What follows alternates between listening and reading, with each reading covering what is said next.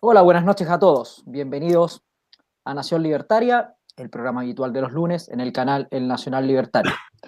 Bueno, hoy día vamos a tratar tres temas, como de costumbre. Vamos a partir con lo que causó revuelo nacional, el natalicio de Marx, los 200 años de su natalicio.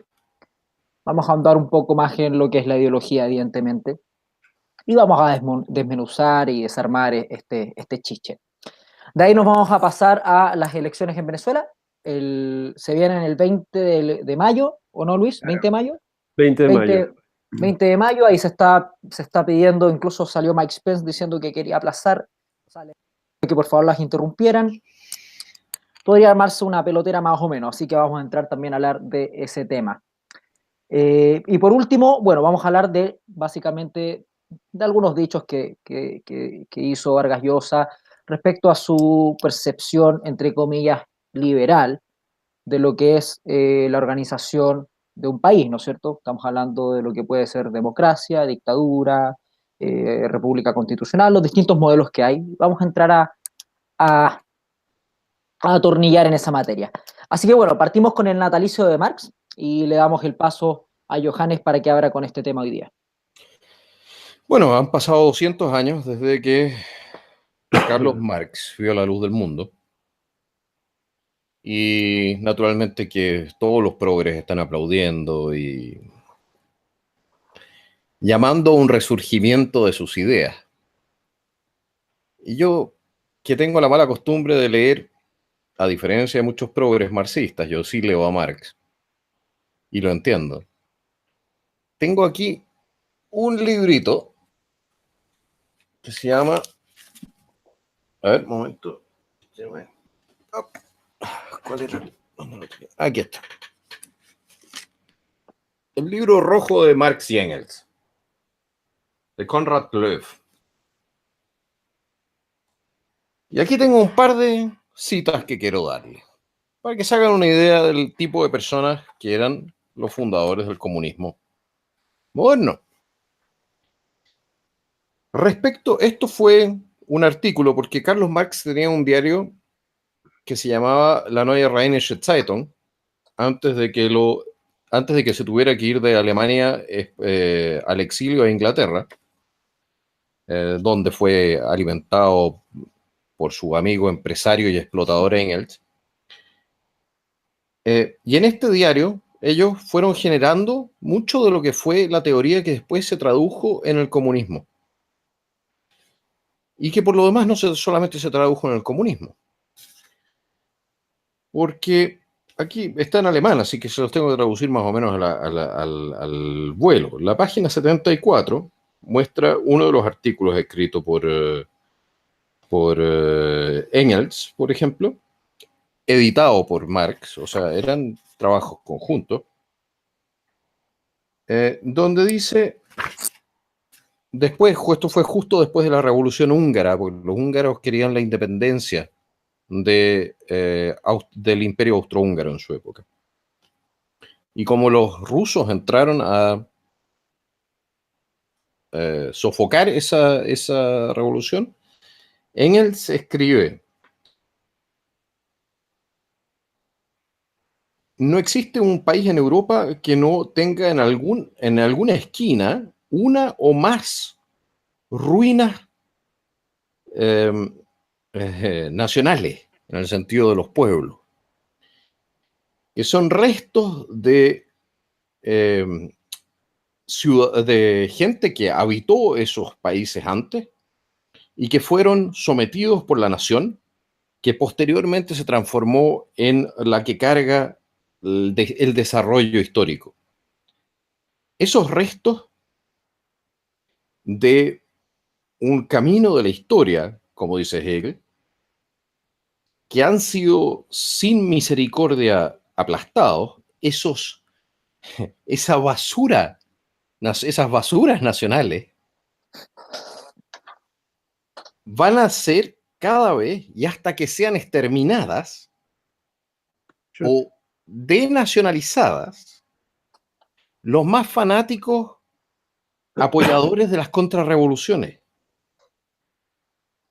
Porque toda su existencia es una protesta en contra de la revolución histórica.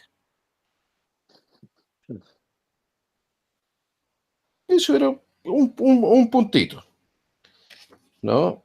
Esto es muy bueno. La próxima guerra mundial, esto lo escribieron en 1848, no va a ser una de guerra de clases reaccionarias y dinastías. Va a ser una de pueblos reaccionarios que van a tener que desaparecer de la faz de la Tierra. Y eso va a ser progreso. A propósito del progresismo. Sí.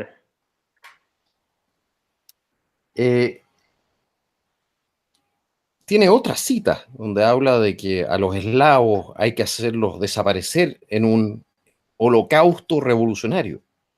La primera persona que habla de un holocausto, de masacrar a todo un pueblo, e incluye a los vascos, a los escoceses y a otros más, es Engels, escribiendo bajo Marx. Y este señor Marx era una persona re entretenida porque, entre otras cosas, tenía la mala costumbre de expoliar a su madre. Entonces aquí están las cartas de él, donde ¿cómo se dice esto? Donde le dice que si no le manda plata, él va a hacer vales vistas al nombre de su madre y la va a hacer pagar igual. Chuta. Carlitos Marx, escribiéndole a Engels, se alegra de que su madre al fin haya fallecido, porque al fin va a poder él tener acceso directo a la plata de la familia. Es el carácter de Carlos Marx. Mira, yo quiero complementarte un poco todo lo que has dicho. Tenemos que partir que Carlos Marx viene de una familia judía, una familia burguesa, totalmente burguesa. A ver, no, espérate un segundito. No, pero para que veas al punto que quiero llegar. Carlos Marx es un antisemita de tomo y lomo. Pero eso fue después, porque fue protestante. Cuando habla, por ejemplo, de Ferdinand Lassalle, Lasalle le dicen en Chile, que es el fundador de la socialdemocracia, lo trata de negro judaico. Y tengo aquí la cita, espérate un segundo, en una carta también a Carlitos, o sea, a Engels. Lo trata de la siguiente manera. El negro judío Lassalle, que con suerte perdió esta semana 5.000 thaler en una especulación errada, y ahí empiezan los puntos porque es una cuestión más larga, y ¿cómo se dice? Lo puntudo, si lo quieres traducir al chileno, de este cabro, también es de negro. Sí, obvio. Entonces, mira, ¿para qué hablar de las otras cuestiones donde se trata a los judíos polacos de ser la última basura, etcétera, etcétera? Tú a Karl Marx lo pones al lado de Adolfo Hitler y no hay ningún problema entre los dos. Podrían salir a comer juntos sin ningún problema. No, mira, el punto que yo te quiero llevar es el siguiente. Carlos Marx nunca tuvo carencia de absolutamente nada. Si tú te pones a analizar la historia desde mucho antes, desde atrás, ¿cierto? Primero, Carlos fue expulsado de Bélgica, Francia y Alemania, ¿ya? Y Carlos Marx trabajó hasta los 31 años de edad. Posterior a ello, fue mantenido por Federico Engels, ¿cierto? Y estos dos, no sé ya ni cómo denominarlos, porque les tengo, no sé, para mí son vomitivos. En el siglo XIX, ellos se inspiran por Giuseppe Mazzini, que era el que tenía la frase de no digas tú, habla de nosotros. O sea, él trataba de abolir o renunciar al yo como tal. Y también se inspiraron en Giuseppe Roudot, que fue el que dijo que la propiedad era un robo. Entonces, posterior a ello, pasan 5 años, de 1843 al 48, y escriben el Manifiesto Comunista en Manchester, ¿ya? Entonces, bueno, evidentemente, no sé si quieres seguir acotando de lo que estás leyendo para pasar con los 10 preceptos de la primera fase. Lo que pasa es lo siguiente. La ideología de Marx no puede ser comprendida sin comprender la psicología de Marx. Marx lo que hizo fue crear un sistema político basado en su mal carácter. Y en su vagancia. En su vagancia, en su permanente estar viviendo del trabajo de los demás. Porque era un vago. Era un vago, era un mal hijo, Sí, pues. era un mal padre, porque 3 de sus hijas murieron de hambre, porque no les pasaba la plata. Engels le mandaba la plata a él y él se iba de juerga. Y Me parece este caballero es entonces el héroe al cual la prensa y los intelectuales en Chile le están haciendo monumento. Un tipo racista, sexista a cagar, con una conducta sistemática despreciable que llamaba al exterminio de pueblos completos. Totalmente. Y a ese caballero lo tratan de lavar y decir, no, es que no, si sus ideas no llevaron a los 100 millones de muertos. Eso no es cierto. 150 y contando. 150 y tanto. Exactamente. Entonces, ahí hay una hipocresía de parte de una izquierda que, por ejemplo, en los Estados Unidos le echan cara a Jefferson haber tenido esclavos, a pesar de que él estaba a favor de abolir la esclavitud. Y al mismo tiempo le echan en cara a ¿cómo era? El general Lee, que haya peleado por su país, que eran los confederados, a pesar de que él estaba en contra de la esclavitud también, y él sí liberó a su esclavo. Entonces tú tienes esa dicotomía que tú no sabes si viene, yo creo que viene de la ignorancia, porque muy poca gente de la derecha sabe de esto. ¿Por qué iba a saber gente de la izquierda de esto? No les interesa. O bueno, sí lo saben, pero es que no les interesa que salga a la luz. Si no lo Mira, saben. Esta parte yo se la quiero dedicar con mucho cariño, con mucho amor a las diputadas Cariola y Vallejo por ese ridículo video que acaban de hacer y que acaban de subir a las redes sociales aplaudiendo, digamos, el natalicio de los 200 años de Marx. Hicieron un muy ridículo, y vuelvo a hacer la acotación, de un video donde ponen a Marx evidentemente como si hubiese sido la Madre Teresa Calcuta, ¿cierto? Y denominan que todo lo que uno puede sacar, digamos, a la palestra es un mito sobre Carlos Marx. A ver, Cariola y Vallejo, para que usted, porque mire, yo puedo entender, yo puedo comprender que una persona, un tonto útil, un millennials, un, no sé, un seguidor, un adherente a ustedes, yo puedo entender que cometan este tipo de errores, pero que lo hagan 2 diputadas me parece vulgar. Que 2 diputadas no conozcan realmente el manifiesto comunista es lo más absurdo y lo más irrisorio que he podido ver en meses. La primera fase del socialismo, señora Vallejo y señora Cariola, ¿ya? Y a los diputados del Frente Amplio que se quieran sumar, y por supuesto no podemos dejar afuera al neófito de Hugo Gutiérrez. La primera fase 1 comienza con la abolición de la propiedad. Es decir, como decía Joseph Rudolph, la propiedad es robo, ¿cierto? Después pasamos a los impuestos fuertemente progresivos.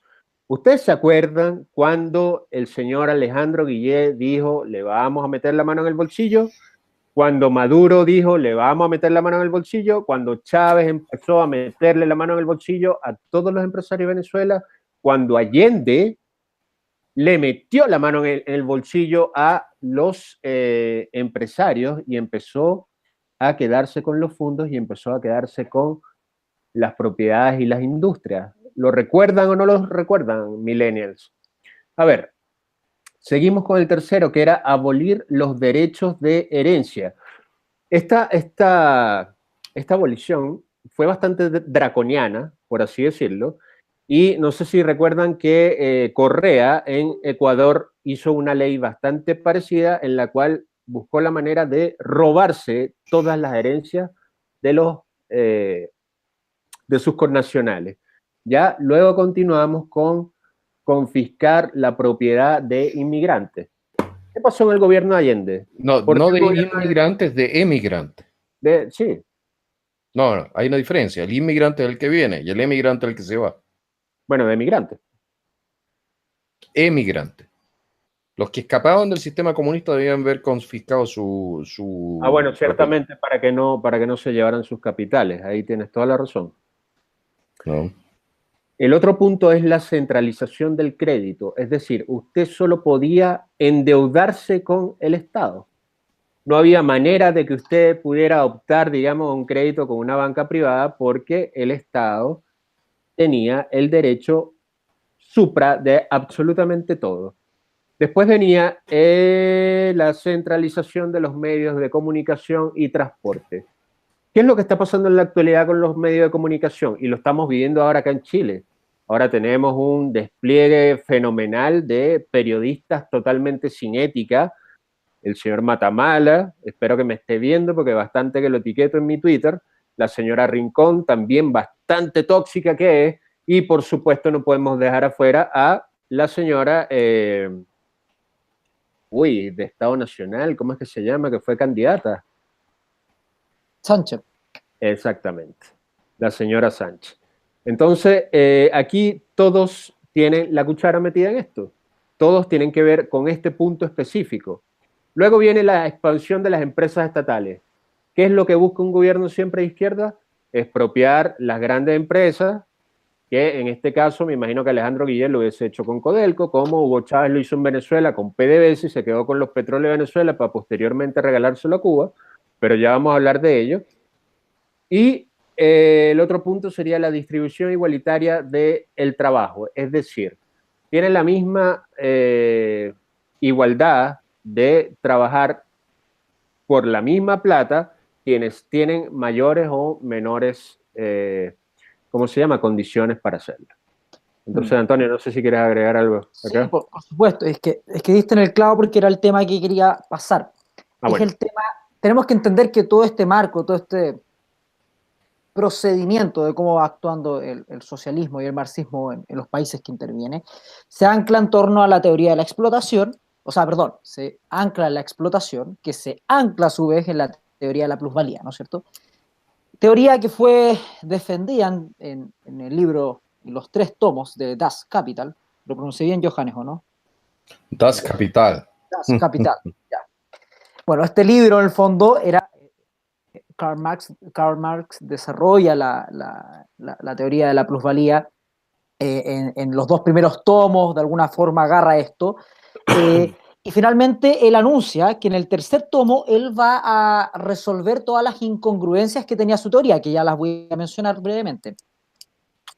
Lamentablemente, el libro que él sale después que él muere, y era francamente una porquería, no lograba responder ninguna de las interrogantes. Interrogantes que eran muy simples, por ejemplo. Bueno, básicamente la teoría de la plusvalía lo que dice es que el empresario que explota por esencia, lo que él hace se queda con una fracción del valor del trabajo producido vía precio, ¿no es cierto? Tú vendes un producto y supuestamente el valor integral de ese precio es el mismo valor del trabajo.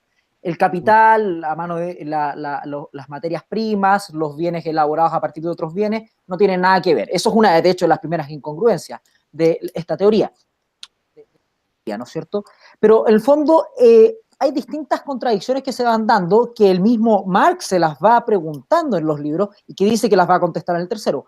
Una, por ejemplo, es por qué, por ejemplo, tú al fabricar un vino de marca, le imprimes una cierta cantidad de capital de trabajo.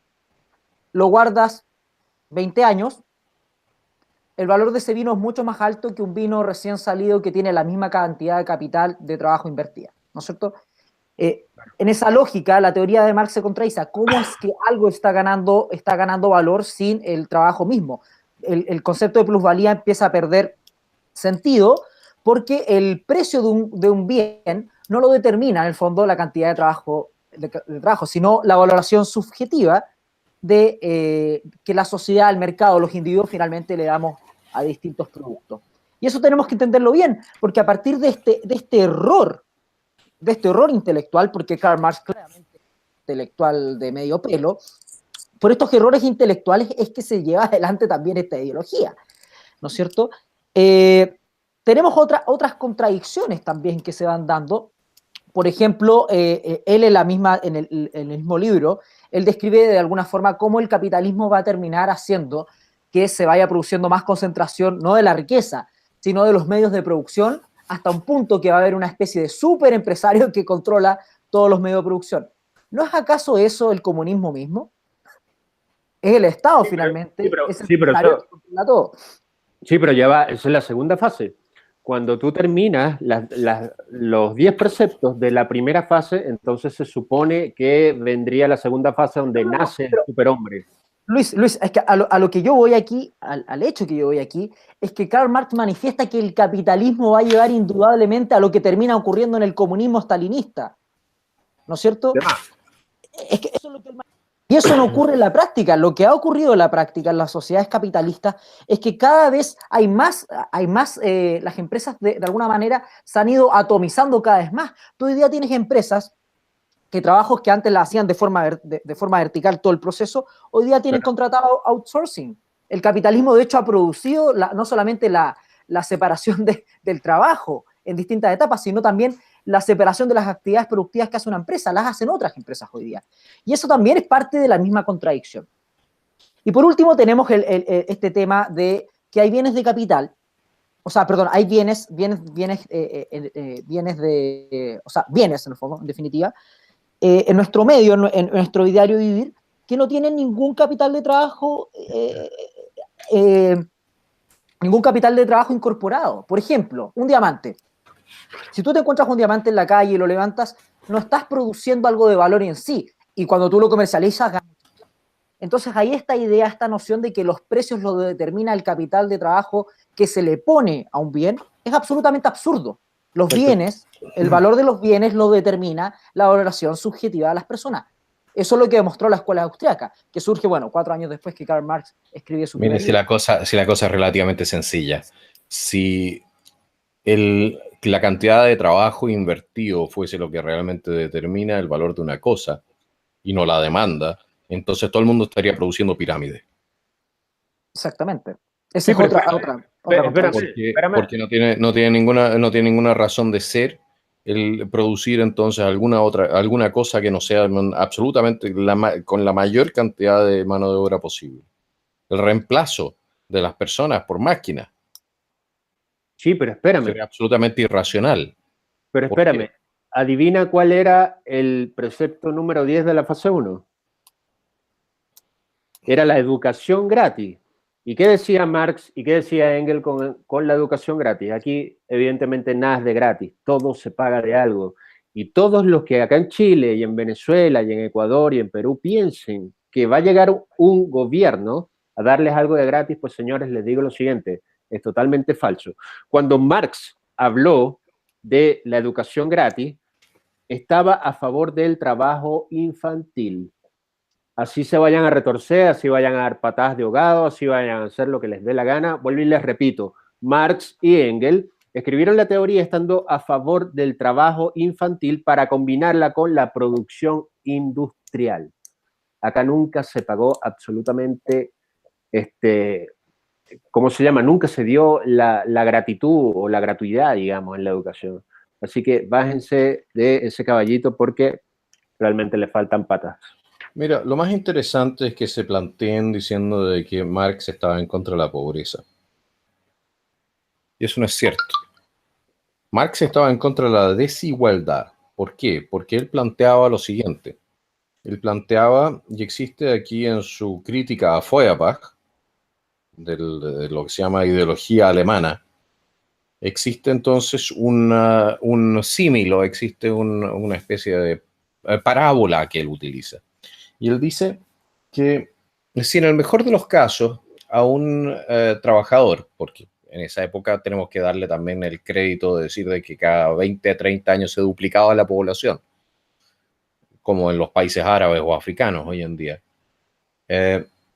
Si en el mejor de los casos para el obrero efectivamente existiese una mejora de su calidad de vida, él decía, es como la similitud entre la casucha y el palacio.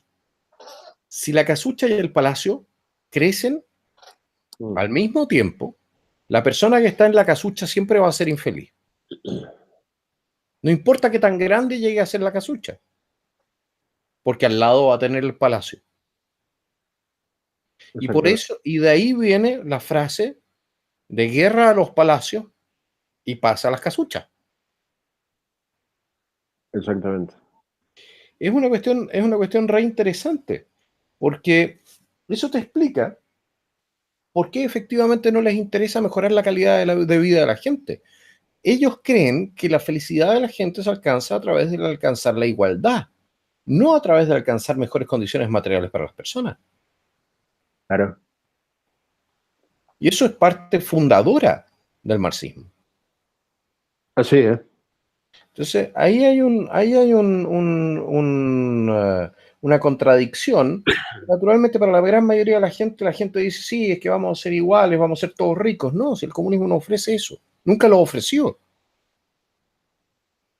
Lo que el comunismo ofrece no es sacar a la gente de la pobreza, sino que eliminar la riqueza.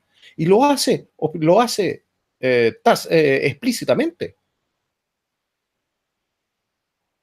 Es que es una utopía que se cicla y se repite y actualmente trata de repetirse. Ese es el tema. No, si no es una utopía, en primer lugar no es una utopía, es una distopía. Porque imagínate lo que significa vivir una vida siendo igual a todo el resto. Es de loco. Forzadamente igual a todo el resto.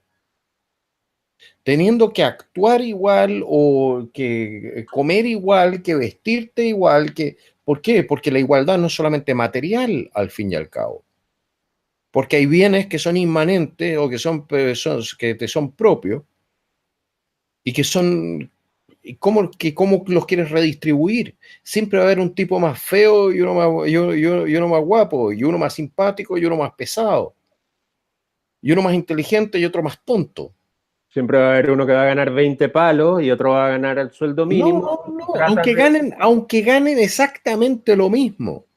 El fundamento de la teoría marxista se cae porque no puedes ser feliz mientras haya alguien que tenga más que tú, y siempre va a haber alguien que tenga más que tú, aunque sea más salud, aunque corra más rápido, siempre vas a tener algo que envidiarle a otro.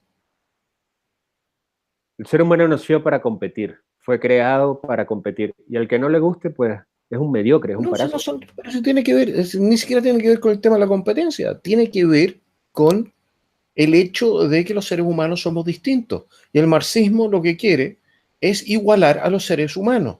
Y yo le pregunto a la gente cuando dicen que quieren ser iguales, le digo, ¿iguales a qué? Porque igual es una fórmula matemática. No es una fórmula que tú puedas aplicar al ser humano. O sea, lo han aplicado al ser humano. El resultado es otra fórmula matemática. 150 millones de muertos. Fíjate que cuando se cumple esta primera fase y trata de pasar a la segunda fase, que es a la utopía que yo me refiero cuando se cicla y se trata de repetir en este tiempo, es cuando ellos teóricamente pues construyen mentalmente lo que podemos denominar como el superhombre. Ese superhombre que ya deja de pensar en sí mismo y piensa que evidentemente el Estado le va a proveer absolutamente todo lo que necesita, y es aquí donde entra el comunismo, es aquí donde se elimina el Estado, es aquí donde deja de existir el dinero. Es aquí Marx no utiliza la palabra superhombre, utiliza la palabra nuevo hombre. Nuevo hombre, exactamente. Superhombre. En el manifiesto. Superhombre es el concepto de Nietzsche, que lo toman los nacionalsocialistas. Del libro de El Anticristo. Pero Nietzsche hace a 40 años antes de la Primera Guerra Mundial, 40 años antes de que se desatase la revolución bolchevique, dice él en un texto, literalmente, de que el socialismo va a provocar cientos de millones de muertos. Sí, además. Dentro de su locura, dentro de su esquizofrenia, pues. No, Tenía ¿por qué razón. por qué en su locura y esquizofrenia? Nietzsche sí, hubo un periodo, el periodo final en que se vuelve loco, Exactamente. ¿no? Pero Nietzsche no por nada es el filósofo que es. Y él hizo un análisis muy detenido de lo que eran las ideas socialistas y llegó a la conclusión de que el tratar de transformarlas en realidad iba a provocar cientos de millones de muertos. Y esa es una realidad objetiva. Y siempre llegan algunos que dicen, no, es que no se hizo como corresponde. Señores, ¿cuántas veces? Es como la cuestión de arte. No vamos a seguir haciéndolo hasta que le achuntemos. ¿Cuántos Ahí, cientos de millones más van a tener que morir hasta que le achunten? Si ahí, es Eso que es le verdad. achuntan. Porque ahí, seamos Johannes, bien honestos. me gustaría hacer un alcance, porque es una frase que dice precisamente el Dr. Peterson, que es muy reveladora, que detrás de esa idea de el comunismo no ha sido bien implementado, y Ah, la ya en soberbia. hartas fases está esa cuestión de la soberbia de pensar de que si a mí me pasara el poder para hacerlo, yo esta vez lo haría bien, que es reiterativo en la izquierda. A mí, bueno, el otro día conversaba con una amiga y le hablaba de eso precisamente. La arrogancia intelectual históricamente lo han tenido todos los zurdos. La derecha al final de los días es mucho más humilde en esta materia, en lo que es el tema más intelectual. Nosotros somos increíblemente humildes en el sentido que nuestras ideas, específicamente cuando hablamos del liberalismo, no tiene todas las respuestas, no pretende tener todas las respuestas, pero pretende darte la oportunidad a ti buscarlas en vida. De eso se trata. Y los liberales con menos respuestas son los de Bópoli. Sí. Eso está claro. Bueno, ahí no Yo creo son que tan liberales. Ese ya es el último tema que disfrazados. vamos a hablar. Son comunistas disfrazados. Sí. Sí, Oye, bueno, no, mira, Lo que a otro mí me tema. sorprende, lo que a mí me sorprende es lo siguiente, y eso es algo que nosotros tenemos que considerar en el análisis, es que se haga un panegírico, una loa al pensamiento de Marx a tal nivel como se está haciendo en este momento. A pesar de que ha sido, si hay una idea que ha fracasado en todos lados, en todos los tiempos y de todas las formas, es la idea del marxismo. Y nuestra prensa y nuestros colegios y nuestras universidades están volviendo a metérselo en la cabeza a la gente. no, si están locos, están todos locos. Bueno, y lo interesante acá es que el modelo que finalmente respondió al eslogan que acuñó Karl Marx, que era cuando lleguemos finalmente a la sociedad comunista suprema y alcancemos el comunismo, van a fluir los manantiales de riqueza colectiva, y bla, bla, bla. Todo eso, de alguna forma, cuando tú ves la realidad del mundo, te das cuenta que unos años después de esas declaraciones, te das cuenta que es Estados Unidos el país que logra cumplir esa promesa con capitalismo, donde la clase obrera tenía auto, tenía casa propia, tenía, o sea, se Tenía podía vida. pegar vacaciones, tenía vida más allá de la fábrica. O sea, ahora, evidentemente hoy día las cosas han ido cambiando precisamente por el nuevo socialismo progresista, pero en esa época se dio efectivamente una condición en las cuales los, entre comillas, los más desaventurados, los más pobres, entre comillas, de la sociedad norteamericana tenían un estándar de vida que no tenían nada que envidiarle a los más ricos en el contexto en el cual vivió Marx y en el cual acuñó esa frase. Mira, Antonio, a mí lo que más me sorprende de todo este tema, de verdad, sin que me quede nada por dentro, es que los primeros que pusieron esta teoría en práctica fueron Trotsky, Lenin y Stalin, ¿cierto? Ya. Y pusieron de ejemplo a cuando eliminaron a la dinastía Romanov y que de verdad eran totalmente tiranos. Esta gente era realmente tiranos, pero por encima de esto, los marxistas o los que aplicaron el marxismo cultural siempre tuvieron una, ¿cómo se llama? Un perfil inequívoco, que eran traidores entre ellos mismos, entre sus propios camaradas. Si te pones a ver, Lenin mató a Trotsky, que era el pensador, No, no, digamos. ese fue Stalin. Lenin estuvo primero. No, Stalin mató a Trotsky. Stalin Bueno, mató otro. México. Trotsky era el pensador, ¿ya? Y si lo llevamos a la época actual, ¿qué hizo Fidel Castro con Camilo Cienfuegos? Lo mismo.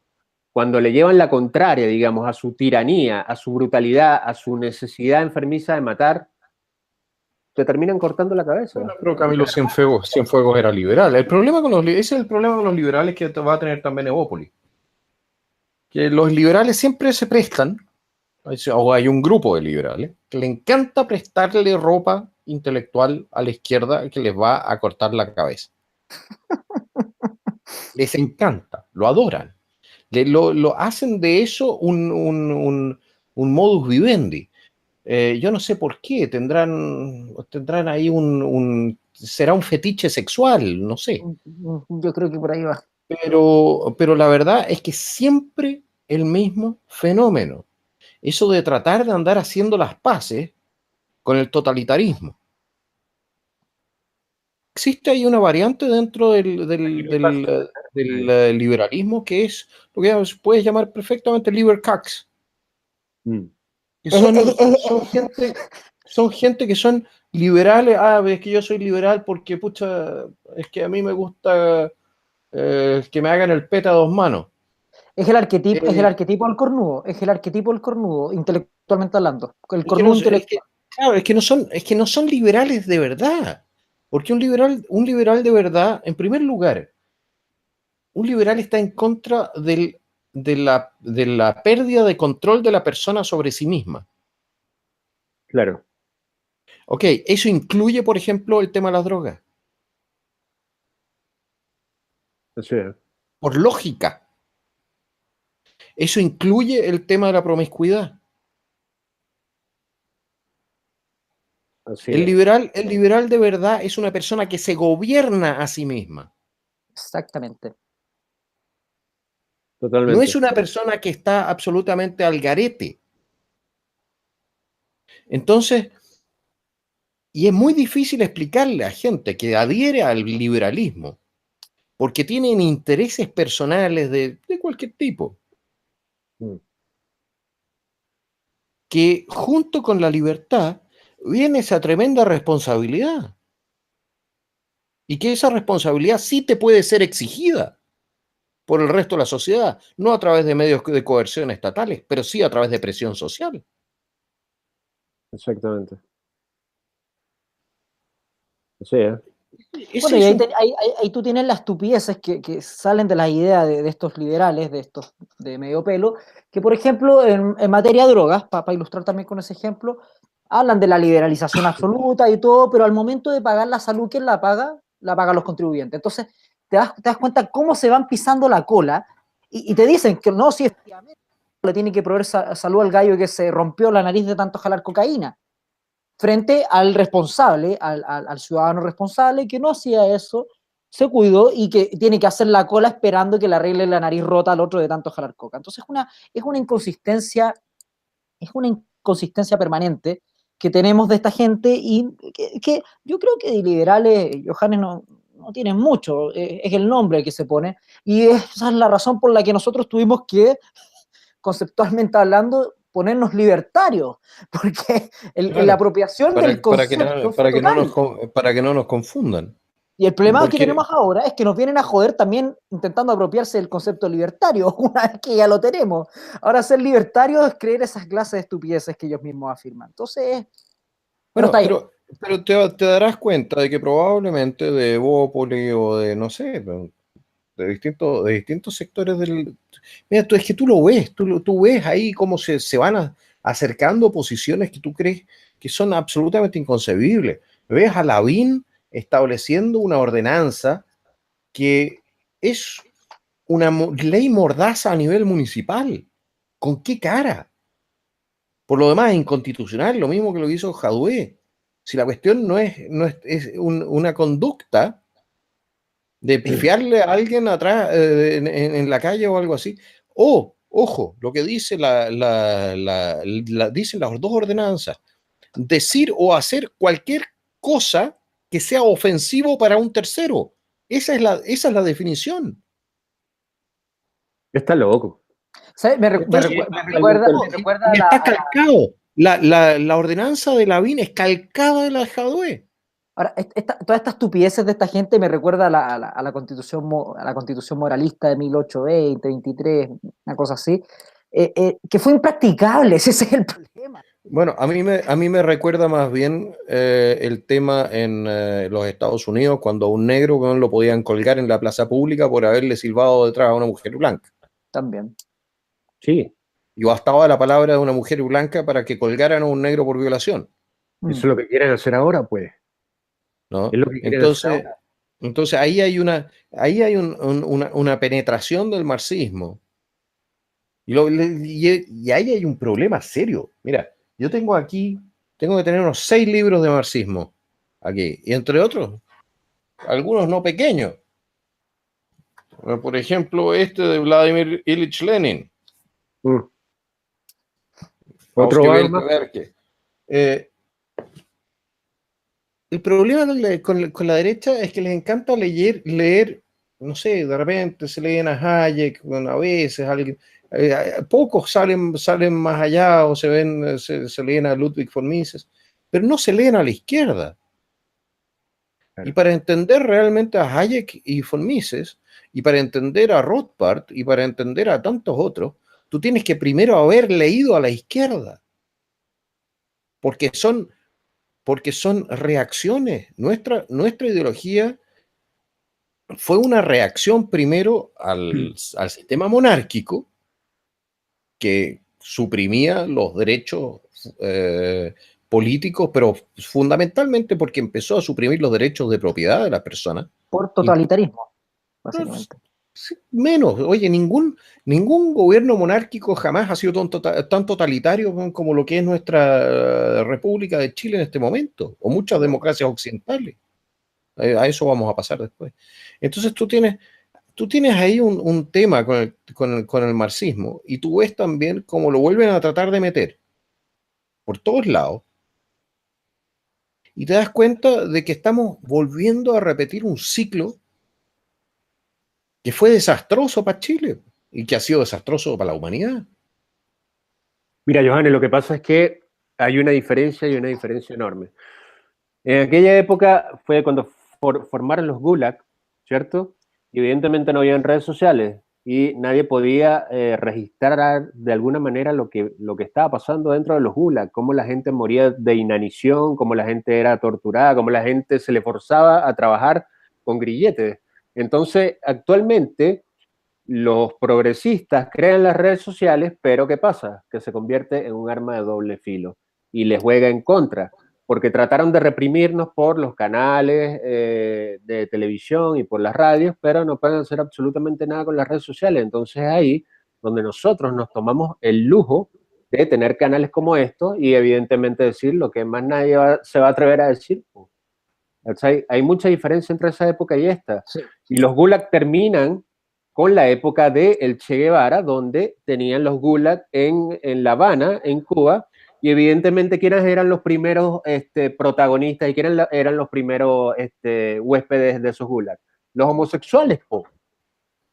Los homosexuales fueron los primeros huéspedes de los Gulag de el Che Guevara y Fidel Castro, donde el Che Guevara decía: la revolución no necesita peluqueras, necesita gente que trabaje. ¿Me equivoco? No, pues. Bueno, lo interesante, me gustaría que ya fuéramos cerrando el tema y nos pasemos al segundo tema, que son las elecciones en Venezuela, este 20 de mayo, y lo conectemos un poco con lo que tú estabas también diciendo, Luis. Nosotros hoy día, la condición en Venezuela es paupérrima. Nosotros no podríamos hablar de que hay campos de exterminio, pero sí claramente hay presos políticos. ¿Qué garantías, y te abro para que abras el tema con esta pregunta, ¿qué garantías nos entrega Venezuela hoy día, o existen garantías, yo creo que no, de que el proceso democrático, o supuestamente democrático que se venga, vaya a ser una salida a la crisis, a la profunda crisis que hay en Venezuela? Mira, antes de empezar este tema, yo quiero cerrar el otro diciéndole o instruyendo a la diputada Vallejo, instruyéndola con respecto a un punto. El primer celular no se hizo en la Segunda Guerra Mundial por los rojos, no se hizo por la Unión Soviética, lo hizo Martin Cooper en 1973 para la empresa Motorola. Entonces, por favor, Camila Vallejo, cuando usted vaya a hablar algo en las redes sociales, hágalo, pero con fundamento, con base, porque, vuelvo y repito, no es que lo diga un millennial, es que lo está diciendo usted como diputada y de verdad está dejando el Parlamento de Chile muy mal parado. Bueno, tomando... Viejo, al lado de Florcita Motúa sigue siendo una genio. Bueno, por lo menos se ve bien. Sí, bueno, el sex symbol, del Parlamento. Tengo que reconocer que sí, Vallejo, indudable. Sí. Ya, pero Bueno, pasemos a esas puede cosas ser más tonta, banales y vamos a la profundidad. puede ser tonta como una puerta giratoria, pero siempre es un placer verla en televisión. No, yo creo que no existe belleza, digamos, que me pueda nivelar el hecho de asquearme lo que puede decir un comunista con Tus doble convic- estándar. tus convicciones son más fuertes, Luis. Tus convicciones son más fuertes. Demás. No, Bueno, entonces eres fanático. Yo todavía no sé, depende cómo amanezca. bueno, pasando al otro tema. Mira, lo primero que tenemos que tomar en cuenta es que, y lo voy a repetir hasta el día que me muera, Nicolás Maduro no es venezolano. La Constitución de Venezuela prohíbe explícitamente que cualquier extranjero opte, aunque sea por sentarse en la silla presidencial. Está totalmente prohibido. Por tanto, Nicolás Maduro cometió un delito. El gobernador del estado Táchira dice que Nicolás Maduro nació en el estado Táchira. Nicolás Maduro dice que nació en Los Chaguaramos, que es un municipio en la ciudad de Caracas, la capital de Venezuela. La presidenta del CNE, que es el Consejo Nacional Electoral, dice que nació en el Valle. Y el vicepresidente de Venezuela, Elías Jawa, dice que nació en otra parte. Entonces, lo han presentado en 4 sitios totalmente distintos en Venezuela, pero no se conoce la verdadera partida de nacimiento de Nicolás Maduro. Y la verdadera partida de nacimiento de Nicolás Maduro está en la ciudad de Cúcuta, que es frontera con Venezuela, pero es Colombia. Entonces ya el simple hecho de él haber nacido en Venezuela, aunque lo hayan pasado las 2 horas, no es venezolano. Señor Nicolás Maduro, usted es un delincuente, usted es un narcotraficante, usted es un terrorista, evidentemente, y es un genocida, pero aparte no es venezolano. Quítese de la boca de que usted es venezolano, porque no lo es. Pero No lo es. Luis, Es el primer... pero tenés... Se nos fue Johannes. Chuta. Ya, esperemos que se reconecte y sigamos nosotros transmitiendo, porque sigue el live puesto. Sí, lo otro, el segundo punto, sumamente importante.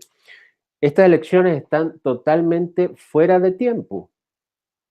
Las elecciones de Venezuela se rigen bajo un estricto rigor, un parámetro de tiempo que son 6 años. Al igual que acá en Chile, que son 4 años, en Venezuela son 6 años. Y todavía no da el tiempo para que Venezuela entre en un periodo presidencial. Por tanto, estas elecciones son totalmente fraudulentas, señores. Tercer punto.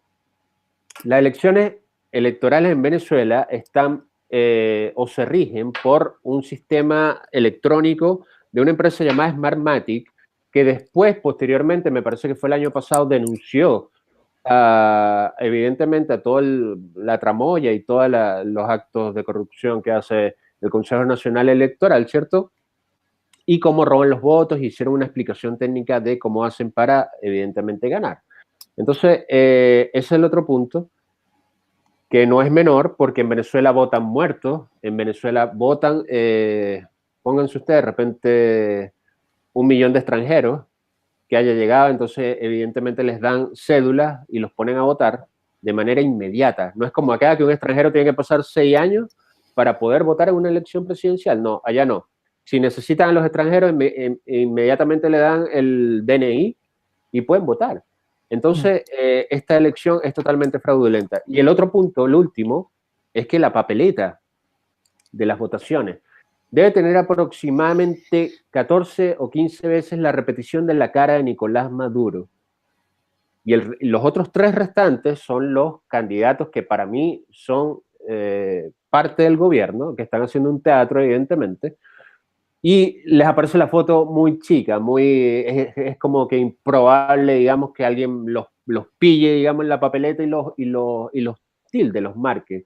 Entonces, esto es todo un teatro y con esto ahora sí se viola totalmente el Estado de Derecho. Nos quedamos sin Estado de Derecho, nos quedamos sin oposición. Y acá yo voy a ser un poco más tajante y un poco más duro como libertario. Yo hago un llamado nuevamente al gobierno de Estados Unidos a que haga una intervención militar. Aquí cero intervención humanitaria, como dice el amigo Antonio Ledesma, a quien tuve la oportunidad nuevamente de asistir a una de sus conferencias con Antonio Arroyo. Antonio Ledesma, evidentemente un patriota, una persona que desde el exilio está luchando sin descanso pero no puedo estar de acuerdo con que denomine, digamos, una intervención humanitaria. Aquí no cabe una intervención humanitaria, aquí lo que cabe inmediatamente es una intervención militar. Me Que se meta gustaría... un grupo... A ver, pero te voy a hacer una pregunta, Luis. Ya. ¿Por qué deberían los gringos sacar, o sea, por qué deberían los gringos de permitir que los transformemos de nuevo en la mano del gato para sacar las castañas? A ver, eso no va, Siempre, eso no... Se fue... Ya, déjame a mí agarrar. Yo creo que eso no va a pasar. Más que preguntarnos si sí o no, yo creo que eso no va a pasar. Por lo que les comentaba el otro día, Estados Unidos está sujeto a ciertos intereses petroleros que son de Medio Oriente. Esos mismos intereses petroleros no tienen muchas ganas de que ingrese más competencia o más oferta de se me crudo al está mercado. cayendo el... Sí. ¿Qué te pasó con el internet? No es el internet, creo que es un problema de Google. Sí. Pero déjeme terminar la idea.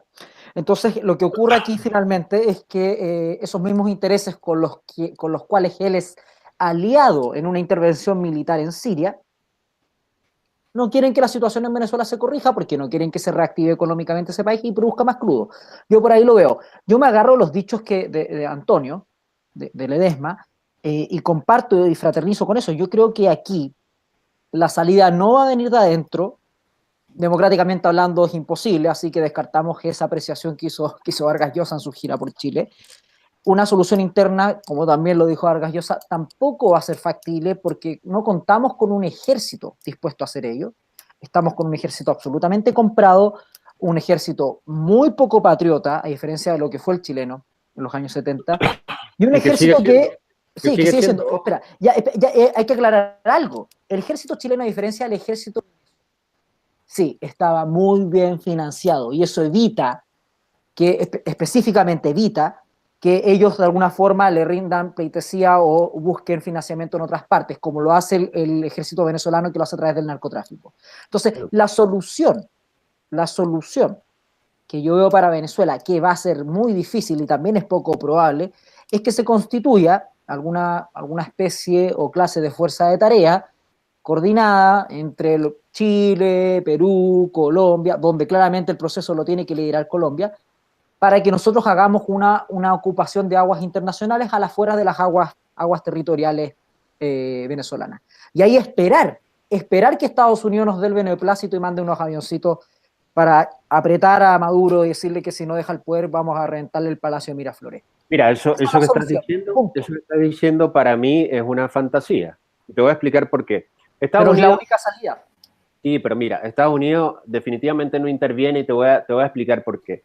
Cuando el alaraco de Maduro se pone frente a una cámara y balbucea y explaya, digamos, todas sus maldiciones y todo el teatro que normalmente hace, cuando la cámara se apaga, Nicolás Maduro se baja los pantalones a Estados Unidos y les deja el petróleo venezolano a un precio módico, muy, muy bajo, donde Estados Unidos evidentemente está completamente complacido.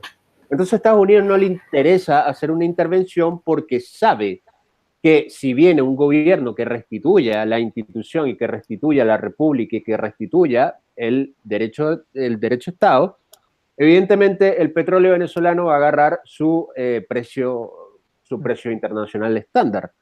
Entonces no le conviene a Estados Unidos que pase absolutamente nada en Venezuela. Permítanme hacer una consideración. Yo creo de que la cosa tiene que ser de otra manera. Nosotros lo que podemos hacer, en primer lugar, yo no estoy a favor de mandar chilenos a morir por Venezuela. No, yo tampoco. Chuta, se volvió a caer. No, bueno, para aclarar, yo tampoco estoy de acuerdo en mandar a chilenos. Yo lo que hablo es que tú lo que tienes que hacer es a nivel sudamericano constituir una fuerza, puede ser solamente la Armada, solamente las distintas armadas y marinas de guerra de los distintos países sudamericanos, y de alguna forma ejercer presión desde lo que es afuera del mar territorial venezolano. La cosa no es que estalle una guerra, y desde ahí presionar al gobierno, pero yo lo veo por ahí una potencial salida. Sí, ya. Johannes, dale con el... No, lo que yo quería decir es lo siguiente. Si se forma una oposición armada, tenemos que financiarla. Y tenemos que entregarle armas. Además, Venezuela tiene que salir de esto, pero tiene que salir con su a través de su propia gente. También porque es un problema de dignidad para el pueblo venezolano. Exactamente. Si el bueno, es pueblo que no venezolano no puede recibir su independencia, su segunda independencia, de manos de un tercero. O el pueblo venezolano quiere la libertad y entonces va a pelear por la libertad. O si no la quiere, va a tener que sufrir la opresión. lo que Pero pasa las es que cosas no son gratis y menos pagándola con sangre de los hijos de madres de otros países. pero es que Johannes recuerda, no, yo también estoy totalmente a favor de lo que estás diciendo. Yo estoy en contra de que no solamente chilenos, de que argentinos, de que uruguayos, paraguayos, bolivianos, a quien sea, vaya a morir por un conflicto que no le corresponde. En eso estamos totalmente de acuerdo. Pero tampoco puedes liberar, digamos, una nación como Venezuela totalmente armada, con una capacidad armamentista bastante importante, no la puedes librar con una logística inexistente interna donde la gente se está muriendo de hambre, se está muriendo de inanición. Entonces, ¿cómo tú vas a salir a pelear si te estás muriendo de hambre? Esa fue la primera técnica. Lo primero que tienes que hacer es asegurarte un pedazo del territorio. Y eso significa que nosotros tendríamos que organizar en Chile o a nivel latinoamericano un ejército en el exilio venezolano Y ahí, que fuese ahí capaz hacen- de entrar a Venezuela y a través del territorio que hayan controlado, en lo posible con un puerto, entregarle los suministros para que, en primer lugar, se pueda alimentar a la población que esté en ese momento bajo control de los rebeldes y, en segundo lugar, puedan empezar a expandir sus operaciones. Mira, Nosotros les podemos entregar las herramientas, pero la sangre la tiene que poner el pueblo mira, venezolano. yo creo que sería mucho más viable, tangible y factible que inclusive hasta la legión extranjera pueda mandar 500 hombres, ¿cachai? Y se metan en Miraflores y en 10 horas está fuera Sí, de Nicolás. pero es que viejo, ¿y eso qué te va? A ver, ¿en qué va a haber cambiado el problema fundamental? El problema fundamental en Venezuela es que tú tienes millones de venezolanos que han votado por Chávez y por Maduro durante años. No, por Maduro no. Ya por Maduro ha sido todo ficticio. Ya, Por Chávez sí te lo creo, pero bueno, por Maduro pero si se va a Maduro van a votar por otro Chávez. es el no. problema. Yo creo que ya vendría un gobierno de derecha o de extrema derecha. No, No, espérense. No, ahí yo tengo una apreciación y la quiero dar. Que fue, precisamente también se dijo en esta charla en el W donde estaba Vargas Llosa, y nadie se quiso mojar el potito respondiendo a eso. Es evidente si tú quieres recuperar a Venezuela, volverla a ser lo que fue en los 90, lo que fue durante los 70, perdón, los 80. Es obvio que tú vas a necesitar un gobierno militar. No hay espacio en Venezuela para que una democracia sea capaz de articular un proceso de reconstrucción del país. Es imposible. No sé si te acuerdas, Luis, que Ledesma, en el fondo él hablaba, soñaba con que eso pudiera ser, pero se notaba que en el fondo él tampoco estaba tan convencido, porque él también sabe, si es honesto intelectualmente y políticamente hablando, él también debe saber que es imposible que Venezuela, una vez tomado el poder, pueda reconstruirse el país con un proceso democrático, porque la gente también en Venezuela tiene el cerebro muy lavado, yo creo. Y también la crisis que tiene Venezuela hoy día los va a llevar a votar también por el primer populista que aparezca. Tú necesitas un gobierno con visión país, con convicción patriota, con sentido común y con una objetividad fría para afrontar esta situación y sacar adelante el país. Pero Y tiene que ser autoritario. Pero eso no te lo da el ejército de Venezuela. No te lo da, lamentablemente en América Latina, yo te diría que hay un solo país que contó con eso en su momento. Mira, nunca te lo podría dar el ejército de Venezuela cuando ves que en el Fuerte Tiuna, que digamos es la guarnición más poderosa que tiene la ciudad de Caracas, hay ¿cómo se llama? Una fila impresionante de Ferraris de militares de alto mando entrando. Entonces, ellos definitivamente cambiaron el patriotismo por la plata. Aquí es donde Venezuela realmente conjuga el verdadero comunismo. Entonces, todos se hicieron absolutamente iguales, pero en igualdad de pobreza. Y evidentemente los caudillos son los que tienen derecho o los que pasaron a tener ¿cómo se llama? El buenismo de la burguesía. Bueno, es el antiguo dicho mexicano que decía, no hay un general que aguante un cañonazo de $1.000.000. Y la corrupción dentro de las Fuerzas Armadas venezolanas es tan rampante. Creo que tienen 400 generales, que son 3 veces más de lo que tenía la Alemania nazi en el momento más álgido de la Segunda Guerra Mundial. 400 generales. Sí, tienen 2 veces, mira, hasta el tipo que le hace el aseo en el Ministerio de Defensa tiene rango de general. ¿Ya? Todos generales. Y si tú ves y para qué hablar de los coroneles, no sé, mira, tienen que haber como 3 soldados, el resto son todos oficiales superiores. Porque es que lo compran con rangos, pues. Es el Sí, tema. claro. Ahora, el tema es el siguiente. ¿Por qué? Porque el poder está en las armas. Claro. Y eso es algo que la gente no quiere entender, porque siempre que dicen, no, es que nosotros queremos tener que los ciudadanos no tengan armas, los ciudadanos normales, porque los delincuentes siempre tienen, lo que hacen es entregar todo su poder al Estado. Y en Venezuela, ¿quién tiene armas? Las guerrillas y las milicias del gobierno, las milicias chavistas, que ahora son maduristas, los delincuentes, y la gente común y corriente muere de decenas de miles al año. Primero por delincuencia y ahora de hambre. Y de enfermedades porque no hay medicina, etc.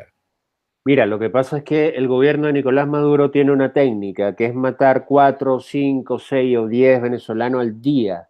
Y para que esto termine de un solo golpe, tiene que morir 50.000 venezolanos en un día, en un intento de revolución verdadera.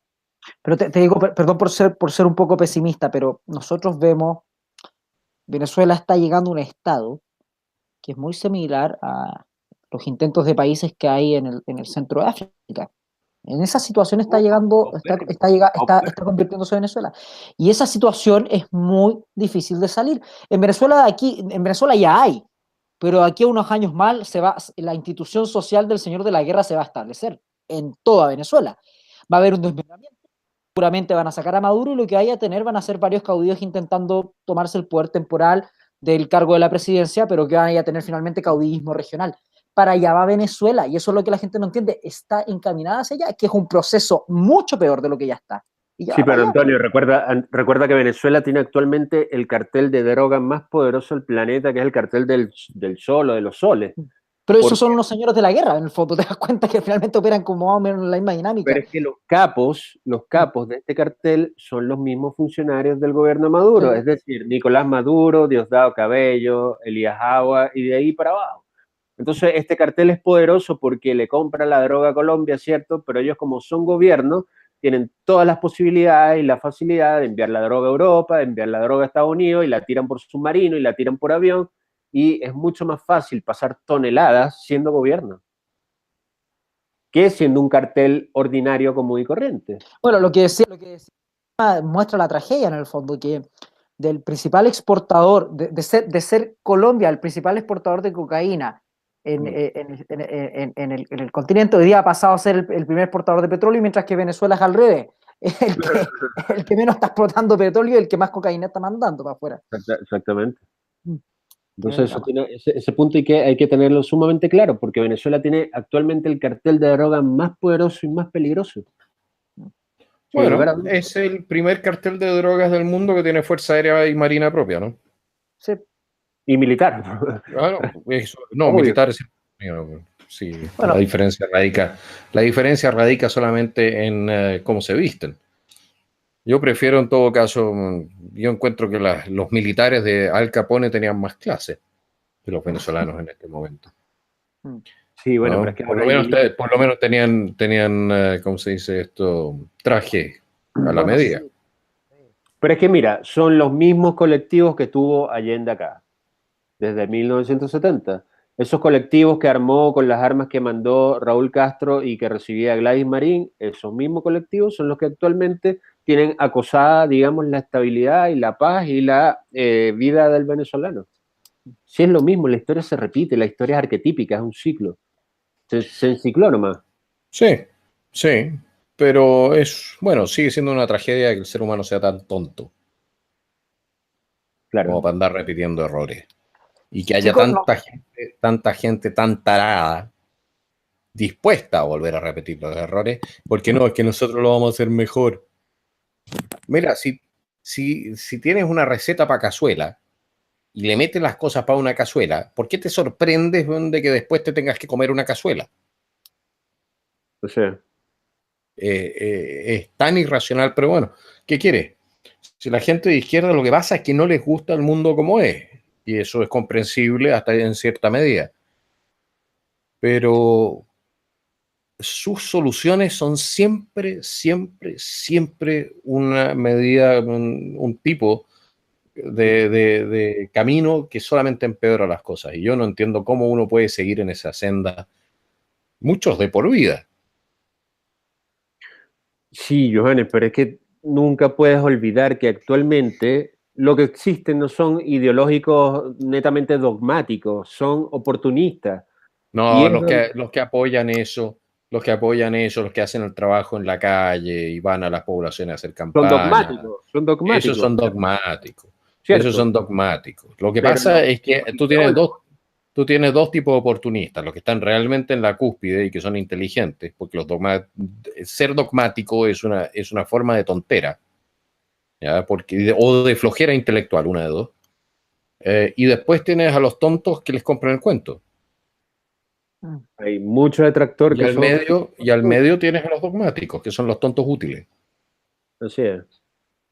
Pero Que son, estos intelectuales, como por ejemplo acá en Chile, como el señor Tellier, que todavía, cada vez que hagamos un programa lo va a sacar, todavía no me explico cómo tenemos preso en Punta Peuco y tenemos un asesino premiado en el Parlamento. mira, viejo, yo no me explico tantas cosas en este mundo. No me lo explico. A estas alturas tenemos que tener una cosa clara. No existe.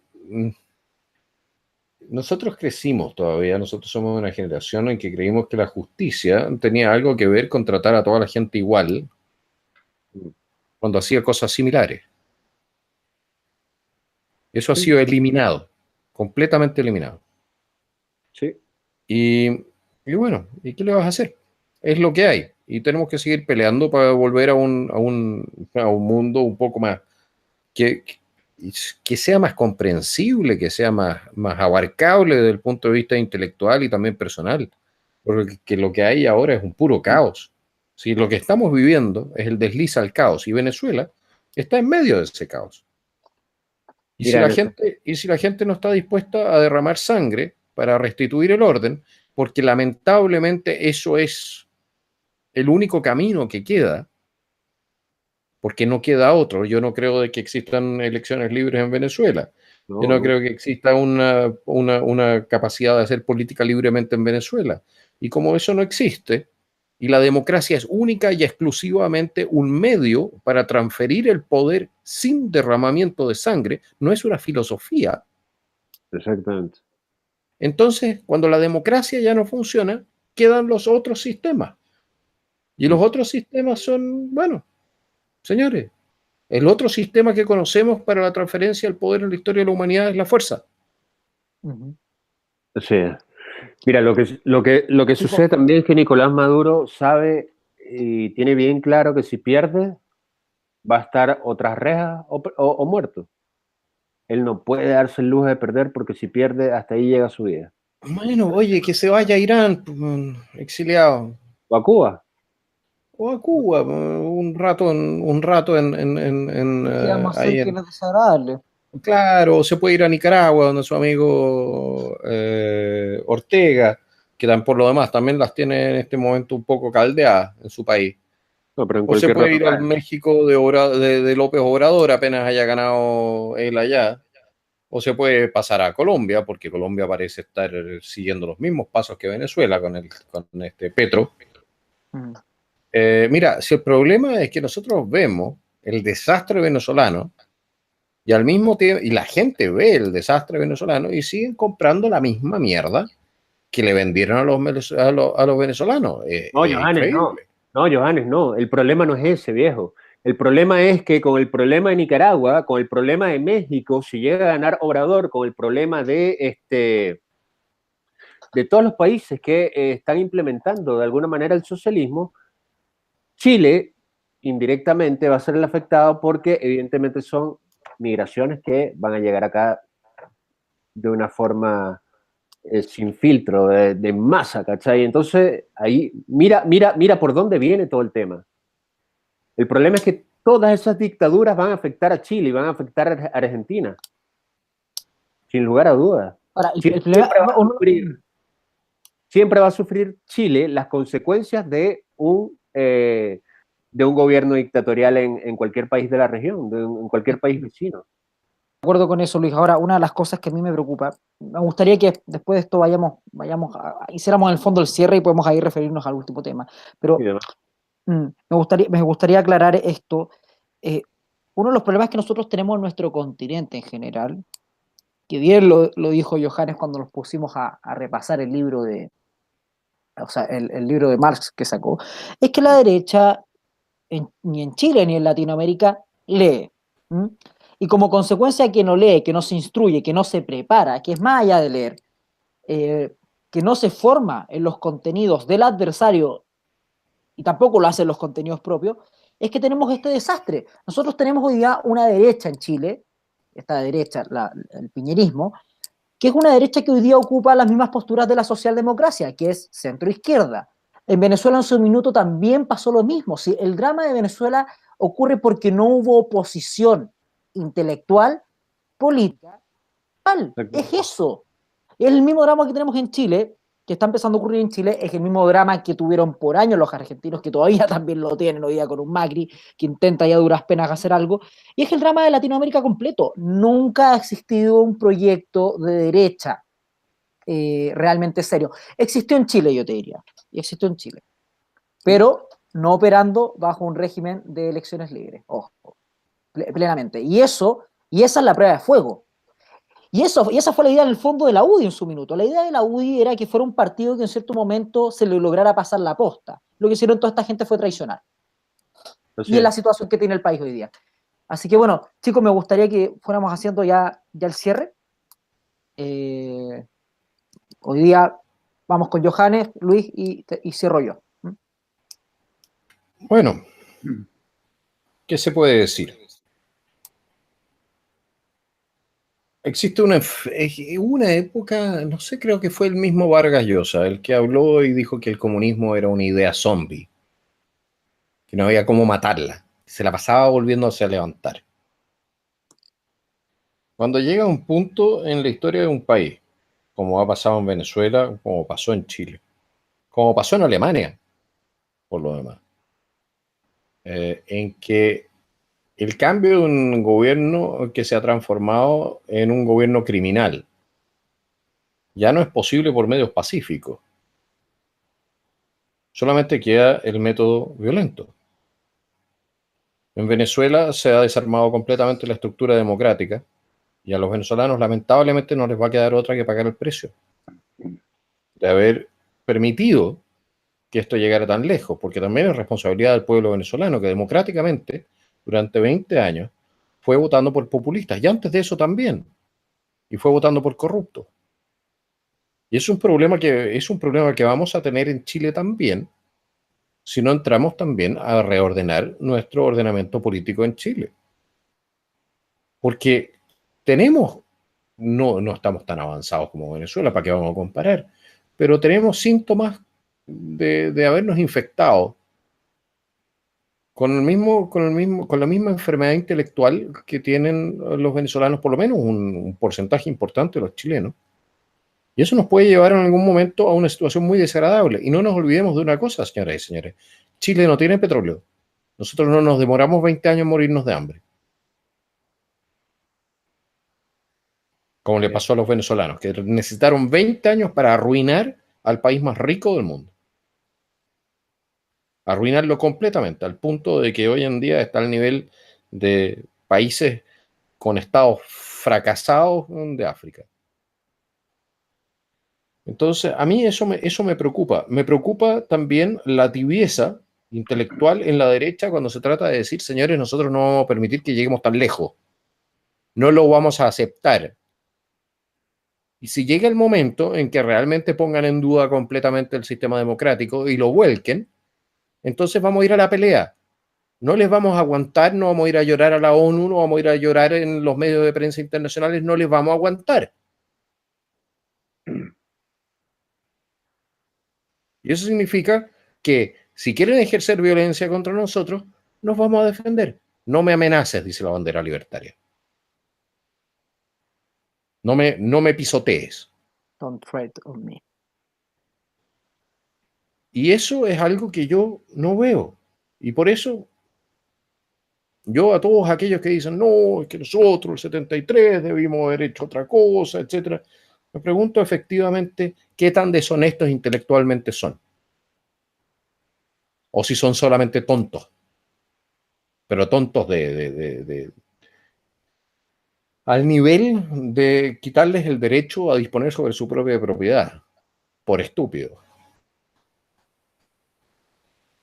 Y yo temo de que los blandengues en nuestro sector, que son los que tienen controlado al sector a través de prebendas y que tienen ahí sus corruptelas y sus cosas y que tratan de mantener todo más o menos pacífico, porque parece que por alguna razón el tener todo pacífico ha pasado a ser el gran, no sé, la panacea, siendo que la vida es combate, la vida es pelea y la libertad se gana peleándola. Y Jefferson, y con esto cierro, uno de los padres fundadores de los Estados Unidos, gran filósofo, muy inteligente persona, dijo en su momento que el árbol de la libertad tiene que ser regado en ciclos que se repiten con la sangre de los ciudadanos, de los buenos, de los patriotas y de los tiranos.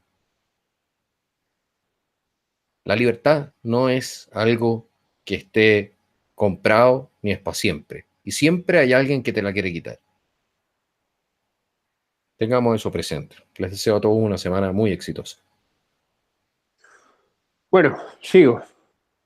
Yo primero que nada quiero mandar un saludo a toda la comunidad cristiana de Chile que siempre nos está aupando y siempre nos está apoyando, sobre todo ahora el movimiento que está agarrando bastante auge y al canal de Johannes que día a día está creciendo de una manera espectacular.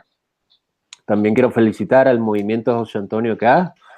El día de hoy, Antonio Barquesi tuvo un debate con un diputado que es totalmente tóxico, como el señor Gonzalo Vinter, y realmente lo dejó con las tablas en la cabeza. Entonces, esto son acciones bastante positivas dentro de todo lo que estamos haciendo para recuperar, digamos, la cordura psicológica en Chile. Yo quiero recordar algo que hemos venido diciendo durante todos estos programas. Nosotros tenemos el holgaje de 4 años que nos van a dar la posibilidad de emprender, de levantarnos, de desarrollarnos en muchos aspectos, pero no nos podemos quedar dormidos. La derecha en Chile tiene un mal, y un mal que es extremadamente patético, que está muy cómoda. Y luego corre. Cuando ya tiene la soga prácticamente en el cuello es cuando la derecha chilena corre. Y aparte de ello, la derecha popular y esa derecha trabajadora que todavía está dormida, que no salió a votar, que constantemente critica y que se ponen como caballitos de batalla en las redes sociales, yo los invito definitivamente a que si quieren formar parte o tomar parte de las acciones que tenemos que hacer tangibles por el bienestar de su familia, de la mía y de la familia de todos los que habitamos esta hermosa nación, pues que se aprieten los pantalones y empiecen a hacer mucho más allá de 2 posts ridículos por las redes sociales. Es hora de que empecemos a actuar con cordura, actuar con estrategia. No somos iguales a ellos, no somos violentos, no somos asesinos, no somos unos enfermos, no somos unos parásitos, somos hombres de trabajo, ya hombres de familia, hombres que ante que todo vamos a proteger a la familia y no vamos a permitir absolutamente que nos pasen a llevar. Eso tienen que tenerlo en claro. Somos reaccionarios y si nos vienen a agredir, pues nos vamos a defender. Eso tienen que tenerlo bien en claro, porque no les vamos a permitir que en Chile se repita lo que pasó en 1970 y que pase algo ni siquiera similar con lo que está ocurriendo en Venezuela.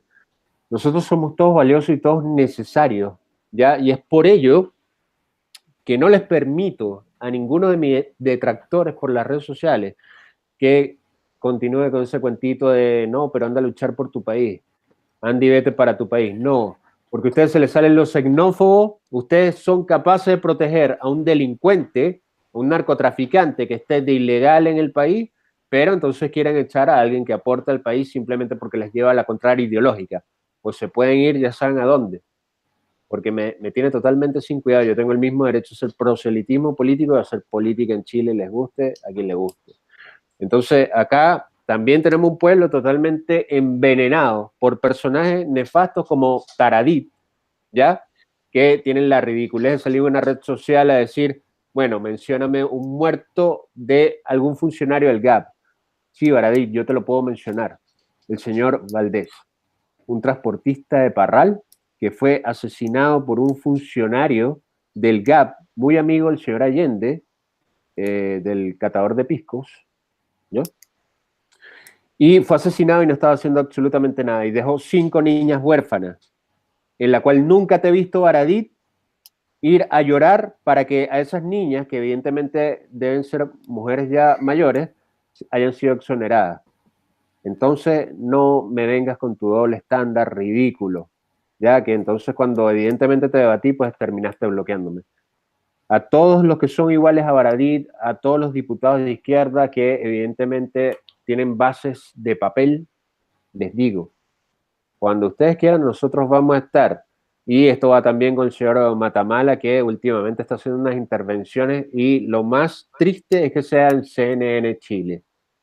Entonces, esta toxicidad que estamos presenciando constantemente, como en el Estado Nacional con la señora Sánchez, yo creo que esto se tiene que acabar, porque aquí todos estamos colocando nuestros impuestos, ¿para qué? Para que nos vendan basura, para que nos vendan caca. La caca siempre va a ser excremento, aunque cambie de color y de olor, pero siempre va a ser excremento. Con esto me despido.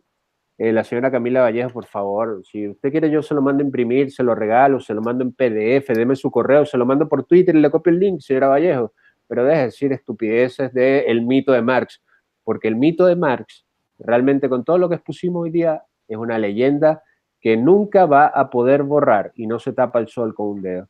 A todo el amado pueblo de Chile, que Dios los bendiga y nos vemos el próximo lunes. Bueno, a mí me deja un poco preocupado los eventos recientes, los 3 temas que hemos tratado. Pero hay un tema que a mí me preocupa, que no alcanzamos a tocarlo aquí, voy a hacer una repasada general, que es el posicionamiento del concepto de lo que es ser liberal. Vino Vargas Llosa a Chile, él dio sus planteamientos de lo que él cree que es ser liberal, evidentemente yo estoy completamente en desacuerdo a él. Y en esto quiero hacer una aclaración. El liberalismo, el liberal por esencia, siempre va a anteponer la soberanía individual de las personas por sobre la soberanía coactiva del Estado, ¿no es cierto?, de instituciones intermedias y evidentemente también del colectivo humano. El liberalismo defiende ante todo la libertad. De eso se trató, de eso se trata y de eso siempre se va a tratar. Cuando viene alguien aquí a Chile y antepone que el liberal siempre a todo evento defiende la democracia, eso es mentira. Cuando una democracia viola las libertades individuales de forma sistemática, les doy un ejemplo, en Canadá, un liberal no puede defenderse esa clase de régimen político. Cuando otra forma de régimen político restaura una democracia completamente destruida, trastornada, yendo hacia una tiranía como era la de Salvador Allende, instaura un régimen político que reconstruye el país, que saca gente de la miseria, que restaura el régimen de libertades civiles, libertades económicas, libertades políticas, libertades sociales, las libertades agregadas. Ese es un régimen que cualquier liberal honesto intelectualmente, y se ha dicho de paso hoy día, con algo de valentía, lo va a hacer. Una persona que no es honesta intelectualmente, no lo va a hacer. Y eso es para responder un poco los dichos. Depende. Sí pueden haber regímenes políticos autoritarios que hacen un buen trabajo y que sacan adelante un país. Chile es un ejemplo. Hasta cierto punto Singapur también es un ejemplo. Y lo que necesita precisamente hoy día Venezuela es eso. Y es muy difícil que lo tenga. Porque precisamente todo lo que se necesitó en el pasado, lo que era, en el fondo, era la formación de una derecha, de una clase política de derecha, bien instruida, tanto intelectualmente, políticamente, socialmente, nunca se hizo ese trabajo. Y ellos están pagando hoy día las consecuencias de eso. Esas son las lecciones que también sacamos de estos 200 años del natalicio de Marx, que es que, como bien decía Johannes y como bien decía Jefferson, tenemos que estar dispuestos los patriotas en cierto momento a dar la pelea por nuestra libertad, porque los tiranos siempre van a aparecer. La libertad, el precio de la libertad es su eterna vigilancia. Y eso es colorario de los que queremos, amamos, respetamos la libertad. Eso. Que tengan unas muy buenas noches, que tengan una excelente semana a toda la audiencia y nos vemos el próximo lunes en Nación Libertaria. Chao, chao. Buenas noches.